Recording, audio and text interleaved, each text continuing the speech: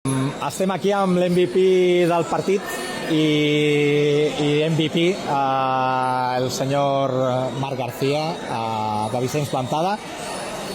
No has fet el millor partit de tots els que portes, no, però Déu-n'hi-do. Llavors, anem primer a parlar del partit. La veritat és que ha sigut una primera part molt igualada, on estaven, ells inclús estaven matxegant molt amb el rebot ofensiu, portaven la meitat dels rebots ofensius que defensius, i la primera part estava sent molt igualada.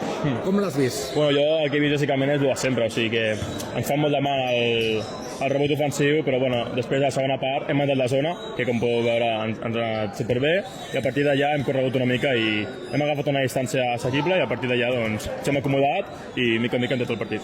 La sortida del tercer quart ha sigut decisiva, un parcial de 12-14-0, el 8 i el 10 ja no agafaven els rebots que deies tu, i això ha sigut el decisiu. I a més, heu controlat molt, i aquest partit s'han ajuntat unes quantes peces. S'han ajuntat el 10, s'ha ajuntat el 99, s'han ajuntat peces. O sigui, heu jugat més com a equip, potser. Això és el que vaig dient, o sigui, al final som un equip molt complet, al final jo sé el que surt a l'entrevista i tot això, però darrere hi ha un treball, a l'entreno hi ha un treball, o sigui que molt contents d'haver tret la victòria i a veure contra quin s'acabarà.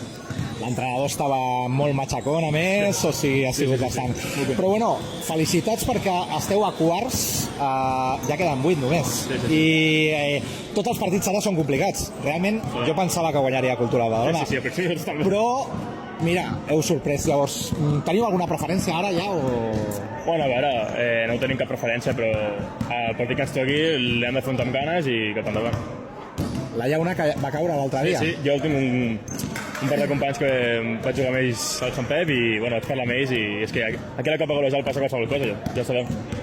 Doncs moltíssimes felicitats i ens veurem a quarts, segur.